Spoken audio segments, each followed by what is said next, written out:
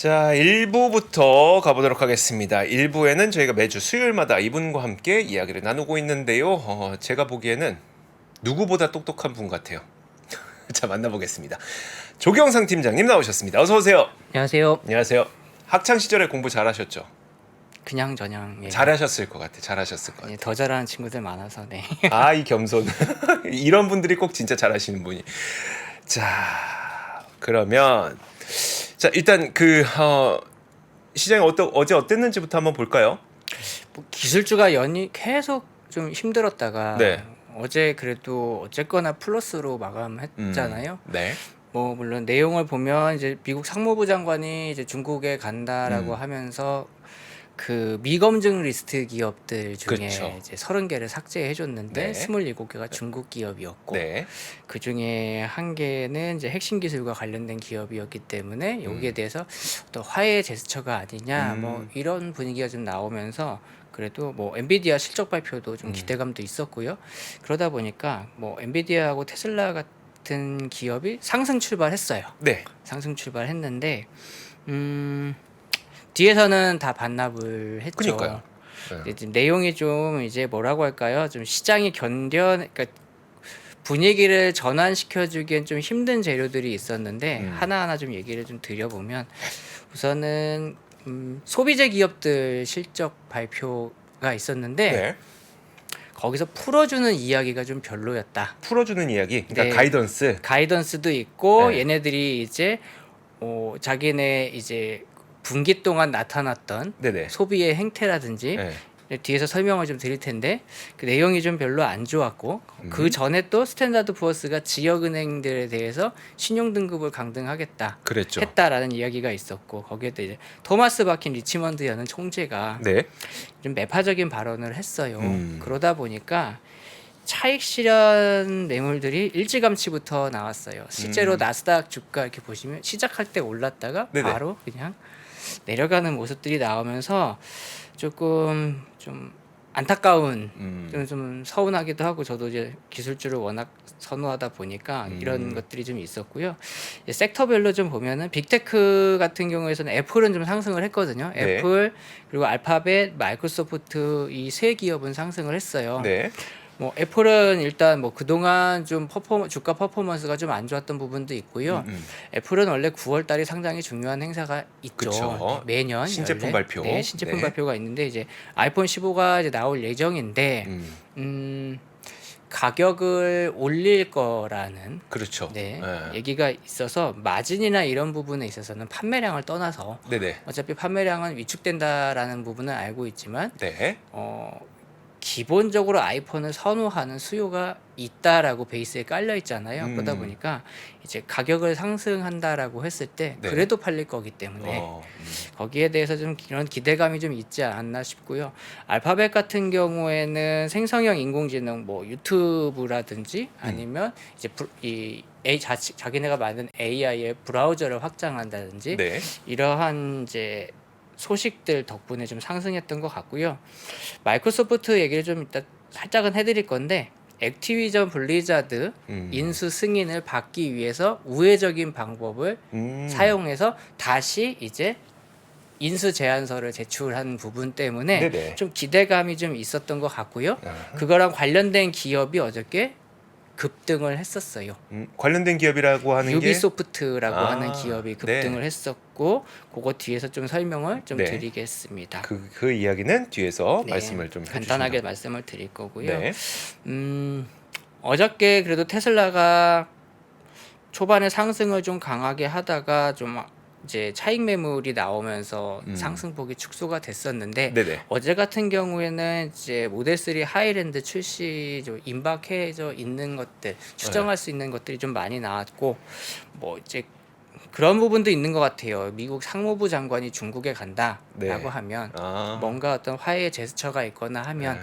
중국에 대한 의존도가 높은 섹터와 기업들이 있죠. 대표적으로 네네. 반도체 같은 경우는 미중 관계가 우호적인 게 상당히 좋고 그렇죠. 애플이나 테슬라 같은 경우에도 중국에서 매출 의존도가 상당히 좀 어느 정도 영향력이 있기 때문에 이런 부분에 대한 기대감도 있었던 것 같긴 한데요. 네. 어쨌거나 소매 기업들이 실적 실적 발표를 하면서 그 내용들이 썩 만족스럽지는 않았기 때문에 어떤 그러니까 임의 소비재 제가 항상 말씀드렸잖아요. 그러니까 테슬라를 제외하고 대부분 완성차 기업이나 전기차 기업들의 주가가 하락을 했던 모습들이 어저께 있었습니다. 알겠습니다. 아, 오늘도 조금 전에 이게 로이터 뉴스 나온 거 보니까 제가 화면에 잠깐 띄워놨는데 혹시 PD님 이거 보여주실 수 있으면 한번 보여주세요. 그 시간의 거래에서 좀 떨어지고 있길래 뭔 일인가 해서 봤더니 테슬라의 그 독일 베를린 공장 있잖아요. 거기서 생산 목표치를 낮췄다고 합니다. 그러니까 인도의 슬로우다운 때문에 생산 목표치를 좀 낮췄다는 이야기가 비즈니스 인사이더를 통해서 좀 나오는 바람에 한 2% 정도 좀 하락하고 있는 것 같은데 사실 지금 이런 것들을 보면은 좀 이게 무슨 뉴스만 나오면 이쯤에서 팔아야 되나라는 심리가 좀 시장에 많은 것 같은 느낌이 들어요. 사실 말씀하신 뉴스는 어저께 네. 다른 이제 그 자동차 전문지에서 네네. 나온 뉴스예요. 아, 그래요? 네, 어저께 이미 나왔던 뉴스고 제가 새벽에 어저께 저녁 밤에 그 뉴스를 보고 새벽에 주가가 그래도 상승폭을 좀 반납했잖아요. 네네. 이것 때문에 떨어졌나 맨 처음에 그랬거든요. 네. 밀렸나 했는데 그게 아니라 전반적으로 뭐 엔비디아도 그렇고 대부분이 이제 장 초반에 상승했다 떨어졌기 때문에 그 이유는 아니었던 것 같고 네.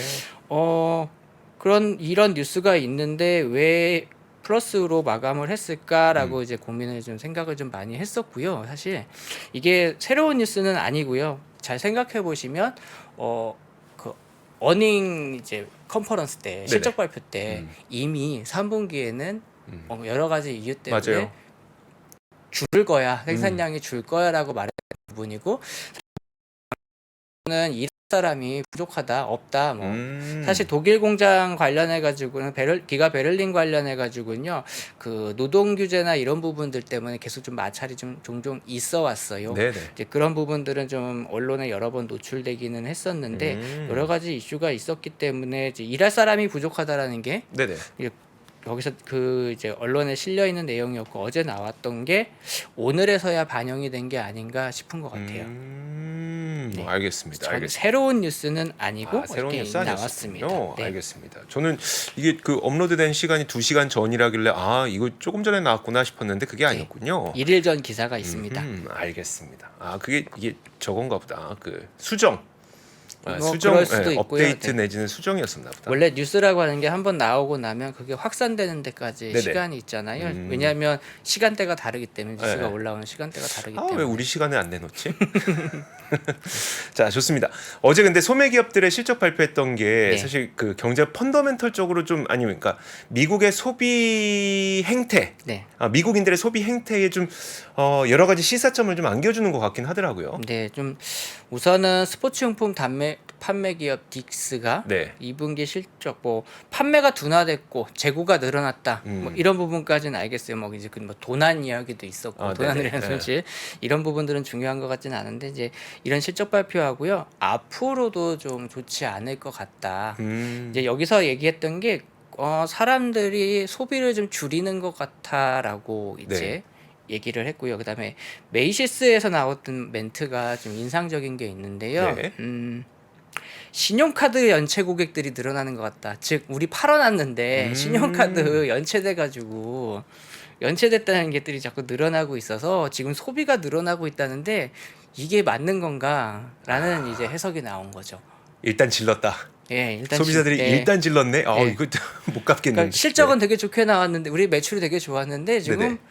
신용카드 연체 고객들이 팬데믹 이전 수준으로 돌아가니까 자금이 네. 네, 이렇게 그러니까 그래서 가이던스를 낮추니까 이제 딕스가 24% 하락했고 메이시스가 14% 하락을 했어요. 네. 그다음에 또 하나 재밌는 게 중국 요새 힘들잖아요. 예. 사실. 근데 나이키가 중국 경기 부진 때문에 중국 지역의 매출이 좀 감소할 것들에 대한 얘기도 있었고요. 북미 지역에서 네네. 소비자들이 재량 지출, 즉 임의 소비, 그러니까 네. 여유가 있어서 돈을 쓰는 부분들이 축소가 되고 있는 추세가 이야기가 나오면서 9일 연속 주가가 하락하는 첫 번째 사례가 나왔습니다. 아마 1980년인가 몇 년 이래 그러니까요. 처음이라고 했거든요. 결국에 그럼 어저께 자동차 기업들 하락한 것도 이런 비슷한 것과 거네요. 비슷한 맥락이라고 좀 볼 수 있을 그러네요. 것 같아요. 사실 이번 소비 지표, 그러니까 유통기업들의 네. 유통기업들의 실적 발표는 나이키가 오늘도 시간의 거래에서 한 3% 넘게 하락하고 있어서 네, 신기록 경신 또 할 것 같습니다. 네, 열흘째가 되는 거기 때문에 아우 진짜. 그래서 이제 대본에는 없는 거지만 이런 와중에 네네. 뭐 제임스 블라드라든지 연준과 관련된 음. 기사들을 보면 미국 경기가 너무 좋으니까 네네.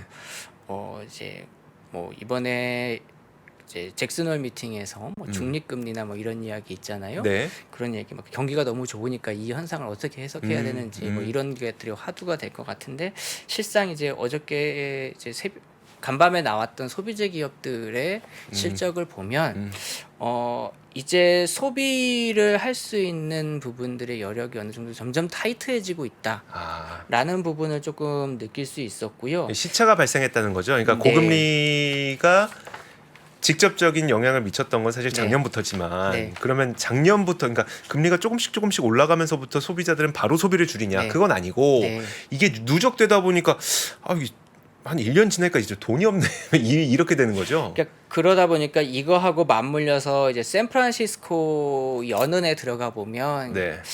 시청자분들 구글 크롬 번역 잘 되니까요. 네네. 틈나실 때마다 샌프란시스코 연은에 들어가면 네. 상당한 인사이트를 얻을 수 있거든요. 네. 거기에 들어가면 최근 연구 자료에 어떤 것들이 있었냐면요. 팬데믹 때 형성된 초과 저축이 네. 이제는 3분기에는 다 고갈될 가능성이 높다라는 자료가 있었어요. 왜냐하면 지금까지의 소비 규모나 네. 팬데믹 때 형성됐던 초과 저축 추정이 있잖아요. 네네. 이걸 비교해 보면 이제 이후에 이제 금리 인상되면서 이제 초과 소비를 한 부분 마이너스 금액이 거의 그 부분이 이제 면적이 비슷해지고 있다라는 분석이 네네. 있거든요. 그러면 뭔가 궤를 같이 가죠. 소매 기업들의 실적 발표했던 거하고 그쵸. 이 초과 저축이 이제 고갈돼요. 3분기에 고갈될 것 같다라고 했는데 이 부분이 좀 상당히 좀 비슷해져 가고 있고요. 그 다음에 지역 은행들의 신용 등급 강등은 네네. 앞으로 은행들은 그러면 신용과 관련된 부분은 상당히 규제를 점점 더 타이트하게 가져갈 수 있기 때문에 어떻게 보면 이제 소비자들 가게에서 네네. 소비를 하는 부분에서 상당히 좀 타이트함을 느낄 수 있고요. 10월에 이제 학자금과 관련된 부분. 네네. 우리가 뭐 제가 아는 분들하고 이렇게 얘기를 하다 보면 이제 정확하게 얘기해 주시는 분들이 우리나라는 가계 대출의 대부분이 주거죠. 주택담보대출이죠. 미국은 네. 학자금의 비율이 상당히 높습니다. 그래요? 네. 하긴 아직도 기억나는 게 뭐였었냐면 그 버락 오바마 대통령이 이제 취임한 지 한 3년 만쯤이었나? 뭐 네. 얼마 안 됐을 때 학자금 대출의 문제점에 대해서 이야기를 하면서 학자금 대출도 본인도 내가 8년 전에 다 갚았다. 그러니까 성인 다 돼서도 못 갚고 계속 얽매여 살다가 8년 전에 다 갚았다고 하니까 그만큼 미국에서는 학자금 대출이라고 하는 게 부채 가운데 상당히 큰 부분을 차지하구나를 좀 뭐 짐작할 수 있었거든요. 뭐 이제 저도 미국에서 공부해 본 적이 없으니까 네네. 영화나 이런 것들 보면요. 네. 장학생이 되는 조건이라든지 장학금이라든지 이런 거 보면 돈 사이즈가 크잖아요. 네네. 그러니까 교육비가 학자금이 상당한 부담인 지역 중에 하나일 거라는 거는 충분히 느낄 수가 있고요. 그럼 10월에 학자금과 관련돼서 어떤 이벤트가 지금 있는 거예요? 이제 원래 뭐 학자금 대출 탕감이나 뭐 이런 부분 바이든이 이제 뭐 오늘 새벽인가 이렇게 뭐 네네. 80만 명 정도 뭐 이런 얘기가 있지만 어쨌거나 이제 상환을 해야 되는 네네. 부분이 오죠. 이제 상환을 해야 되니까 내가 전에는 유예가 돼 있었잖아요. 네네. 유예가 돼 있었는데 이제 갚아야 되는 거니까 이제 지출이 나가야 되는 거죠. 이 부분이 지출이 나가야 되기 때문에 소비할 수 있는 여력이 점점 감소할 수 있다라고 볼 수 있죠. 제가 사실 지난 분기 예.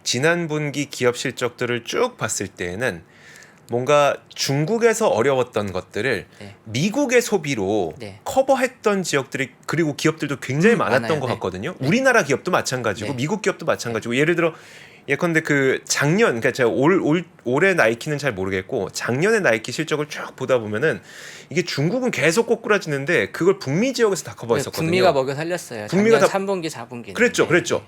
근데 만약에 지금 중국이 회복되지 않은 상태에서 미국의 방금 말씀하셨던 것처럼 초과 저축도 거의 다 써가고 학자금도 10월부터 갚기 시작해야 되면 네. 미국도 사실 이제 소비 측면에서 약간 받쳐주기 힘들 수도 있다는 걸까요? 지금 약간 의아스러운 게 나이키가 시간에서 하락하고 네네. 아베크롬비 같은 경우는 잘 나왔단 말이에요. 네. 네, 그러니까 이런 것들이 약간 좀 혼란스럽기는 한데 전반적으로 보면 어쨌거나 소비 지출을 하기가 조금 어려울 부분 하고요. 지금 이제 또 하나가 외부에서 액티비티를 많이 해야지 그런 스포츠웨어나 이런 것들이 잘 판매가 되는 거잖아요. 그렇죠. 어저께 또 하나 시장에서 재밌는 이슈 중에 하나는 변이? 부스터샷 아, 얘기가 변이 있었죠. 바이러스? 네, 가을에 또 아. 이제 창궐할 수도 있다라고. 네네. 그러니까 여러 가지 부분들을 보면은 나가서 돈을 쓸 수 있는 기회가 줄어들 수도 있는 거고요. 네네. 어쨌거나 그 주머니가 얇아질 수도 있는 거고 이런 부분들 여러 가지를 좀 생각해봤을 때 지금까지는 상당히 좋아 보였던 경제 현상이 조금 약간은 좀 진정되거나 쿨다운이라고 해야 될까요? 네네. 좀 이렇게 좀 내려갈 것 같은 모습들은 많이 보이는 것 같습니다. 알겠습니다. 그러면 이게 사실 저 잘 모르겠는 게 그러니까 2분기 정도가 바닥이고 S&P 500 기업들의 실적이요. 예. 지금 월가의 전망이 2분기 정도가 바닥이고 3, 4분기는 개선될 것 같아요라는 전망들이 많이 있잖아요. 그리고 네. 실제로 EPS 전망치도 조금씩 올라가고 네. 있고. 그럼 이게 소비가 만약에 가을 이후에 좀 네. 안 좋아지게 된다면 이 EPS도 반영이 되겠네요. 조정을 받을 수 있지 않을까 싶고 그리고 그 다음에 좀 전에 말씀하신 내용, 그러니까 추정 EPS 추정치가 언제 설정된 거냐라는 네네. 걸 이제 우리가 생각해 보면 1분기 때 대부분이 아마 1분기 때나 2분기 초입인 초중반쯤에 이제 수정된 걸 거예요. 네. 그러면 이제 2분기가 이제 끝났고 3분기가 시작된 지가 얼마 안 됐기 때문에 여기에 대한 이제 수정이 어떻게 이루어질지는 좀 지켜봐야 되지 않나라는 생각을 좀 많이 해봤어요. 알겠습니다. 약간 그 그러면 하반기 분위기 좀 어떨 것 같으세요? 지금 말씀해주신 거 보니까 아직 우리가 결론 내릴 수 있는 상황은 아니지만 네. 지금까지 나왔던 내용을 토대로 봤을 때는요. 우선 유럽이 오늘 뭐 국채 금리 되게 많이 떨어지잖아요. 네, 이게 맞아요. 뭐 여러 가지 이유가 있겠습니다만 좀 그래도 가장 가깝게 이제 가장 강력한 설득력은 가지고 있는 게 유럽의 경기가 썩 좋지 않은 모습을 보이고 있죠. 네. 덴마크였나 네덜란드는 경기 침체라고 이제 확정을 이제 기사를 봤거든요. 네네. 그러니까 경기가 좀 좋지는 않다라고 하는 거기 때문에 이게 이제 미국도 이런 부분에서는 자유롭지는 않다라고 해석이 되니 국채 금리가 그렇겠죠. 떨어지는 걸 거고요. 그래서 제 개인적으로 보기에는 이제 뭐 다른 데보단 미국의 경기가 좀 나을 수는 있지만 미국도 이제는 약간 이제 경기가 좀 식어가는 부분들을 좀 느낄 수 있지 않을까 저는 이렇게 생각을 하고 있어요. 알겠습니다. 지금도 제 고객님들 사이에서도 미국의 경기가 이렇게 좋은데라고 얘기하시는 분들도 있고 네네. 이렇게 줬다가 한 번에 또 이제 나락으로 가는 거 아니야라고 네. 말씀하시는 분들도 있고 되게 굉장히 의견이 팽팽하기도 하고요. 저도 이 부분에 대해서 상당히 조심스럽기는 하지만 우리가 5월달 PC에서 네. 봤던 게 개인 소비가 음. 감소되고 있는 것 같다라는 단서를 한번 읽었고요. 네. 근데 그게 이제 어떤 방향을 가져가는지 우리가 좀 계속 지켜볼 필요가 있다라고 한번 그때 우리가 정리를 했었어요. 네. 그러면 6월, 7월, 8월 정도는 미국 같은 경우에는 소비가 많이 일어날 수 있는 시즌이었기 때문에 그러면서 뭐 신용이나 이런 부분들을 많이 사용했을 수도 있죠. 네네. 근데 이제 그런 이제 이슈들이 좀 사라진 다음에 어떤 변화가 있을지 하고요. 그 다음에 최근에 보면은 유가나 이런 원자재 가격이 약간 올라와 있는 부분들을 보면은 이게 기업이나 가게에 미치는 영향 분명히 좀 있을 거라고 봐서. 그러니까 내 소득은 늘어난 건 좋은데 내가 소비가 아니라 다른 곳에 지출해야 될 돈하고요. 네네. 그 다음에 내가 갚아야 될 돈하고 그 다음에 내가 반드시 써야 되는데 그 부분에 대한 인플레이션이 약간 올라갈 것 같다라는 심리가 나타난다라고 하면 아무래도 소비가 위축돼야 되지 않을까라고 좀 저는 생각이 들고, 근데 이게 이제 그럼 경기가 정말 무너지는 거냐 안 좋냐, 저는 이런 입장은 아니에요. 네네. 그러니까 경기 침체나 이런 부분들 얘기가 나오면 다들 막 우려하시는데 네. 경기 침체에 들어가더라도 얼마 만에 빠져나올 수 있느냐가 상당히 중요한 건데요. 지금의 미국의 상황을 봐서는 저는 이게 굉장히 깊거나 오래 가지는 않을 거라고 생각을 합니다. 뭐 부동산이나 이런 문제가 막 빨리 터지지만 않는다면, 그 이유로 생각하고 있는 게 뭐냐면 사실 우리가 미국 경제에서 상당히 영향을 많이 미치는 게 네. 빅테크죠. 그쵸. 빅테크는 작년에 해고도 다 했고, 맞아요. 그리고 쓸데없이 돈 나가는 사업도 다 정리했고, 네네. 그쵸? 네. 그러면 그게 올해 1분기부터 상당히 험난한 길이 예상될 거라고 생각해서 미리 그렇게 한 거잖아요. 네네. 그리고 나서 그러면 남아있는 여력으로는 뭐를 했냐?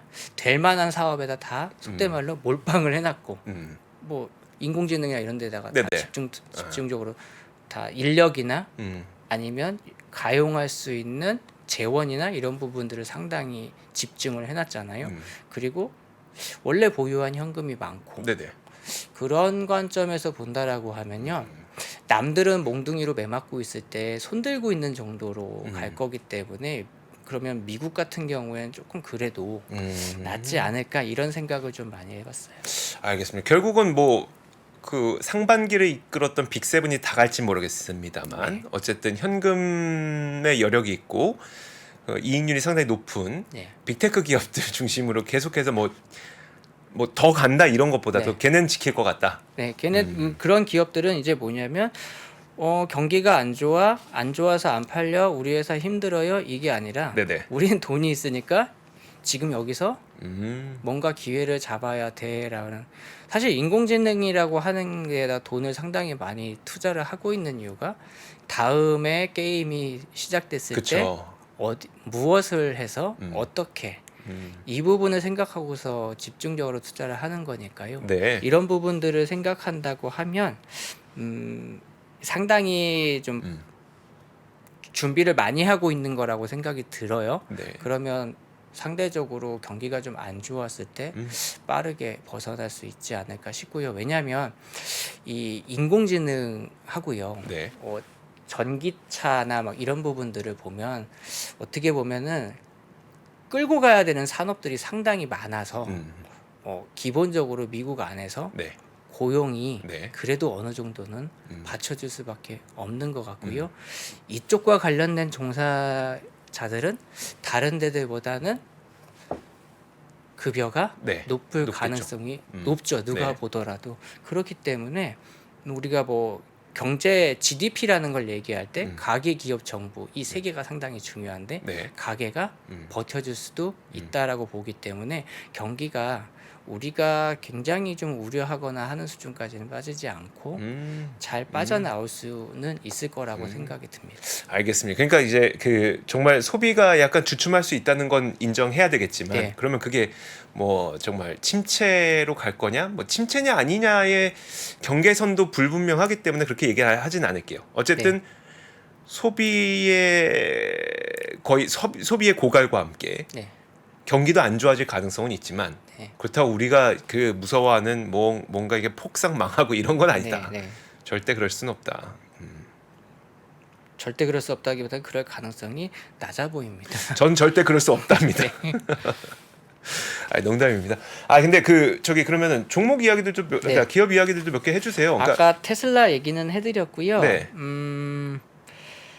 알파벳 얘기 아까 해드렸잖아요. 예. 유니버설 뮤직하고 유튜브하고요, 인공지능 파트너십을 맺기로 한 부분하고요. 이게 무슨 얘기예요, 그게? 뭐 자세하게 저도 내용을 다 읽어보지는 못했는데, 네네. 이게 뭔가 뭐라고 할까요? 컨텐츠와 관련돼 가지고 인공지능을 활용하겠다 구글에, 뭐 이렇게 이제 저는 이제 그 기사가 원어로 돼 있으니까 뭐 이제 크롬 번역기를 쓴다 하더라도 제가 다 할 수는 없는 것 같고, 그다음에 이제 구글도 이제 마이크로소프트처럼요. 이제 이 생성형 AI를 이제 다른 웹사이트나 이런 데로 이제 확장하는 방식을 네네. 사용해서 이제 저변을 좀 확대하려고 하는 부분들의 기사가 있었고요. 음. 그다음에 마이크로소프트 액티비전 블리자드는 이슈가 상당히 오래됐잖아요. 네. 그 이런 겁니다. 이제 액티비전 PC나 아니면 콘솔 게임 네네. 이런 거에 대해서 앞으로 15년 동안 출시하는 새로운 게임에 대해서 네. 클라우드 네. 스트리밍 클라우드를 네. 우리 거 안 쓰겠다. 그거 뭐라고 하죠? 그러니까 엑스박스 이용하시는 분들 무슨 패스라고 하던데. 그냥 구독해서 게임하는 거. 저도 N사를 써서 모르겠어요. 그러니까 네. 어쨌든 이제 네. 그게 되게 걱정이었던 거잖아요. 네. 그러니까 특히 이제 만약에 엑스박스가 액티비전 블리자드까지 가져가게 되면 네. 니네가 그 구독 스트리밍 네, 맞아요. 게임 플레이로 네. 뭡니까? 액티비전 블리자드가 갖고 있는 그 좋은 게임들 다 거기다가 해놓으면 니네가 스트리밍 게임 그냥 다 독점하는 거 아니야? 소니 같은 애들이 그래서 심하게 반대를 그쵸. 했던 거고요. 예, 네. 근데 그거를 그럼 우리 스트리밍 다른 15년 회사. 동안 그건 안 할게. 네. 그래서 유비소프트에다가 이 스트리밍 클라우드 권리를요 네네. 매각하겠다. 그러면 됐지 이렇게 해서 한번 제출을 할게라고 네네. 해서 다시 제출을 한 거예요. 어, 이렇게 되게 되면 뭐 문제 삼았던 부분을 네. 해결하는 거기 그쵸. 때문에 네. 인수에 점점 가까워질 수 있다라고 음. 해석이 된 것 같아요. 그런데요. 네. 그 액티비전 블리자드의 게임 스트리밍을 안 하면 사실 이들이 그 합병을 하려고 했던 목적 가운데 하나가 좀 부족해지는 건 아니에요? 그러니까 합병의 효과가 적은 건 아닐까라는. 그래서 잠깐 생각해봤던 게 네네. 얘네 옛날에 게임 플랫폼이 하나 있었는데 마이크로소프트에서 네네. 게임 센터인가요? 게임 센터는 아마 마이크로소프트 건 아닐 거예요. 제가 정확하게 기억 안 나거든요. 여러분 혹시 알고 계시면 말씀해 주세요. 엑스박스의 게임 플랫폼이요? 엑스박스가 아니라 마이크로소프트의? 네. 어, 모바일 게임이나 이런 거 할 때 초반에 네네. 좀 많이 이제 활용됐던 거였는데 최근에는 많이 이제 이 부분을 사용하진 않는 것 같고요. 네네. 이런 식으로 뭔가 다른 플랫폼을 가져갈 수도 있고요. 아니면 유비소프트하고 네네. 뭔가 약속이 있을 수도 있고요. 그러니까 생각해 볼 수 있겠죠.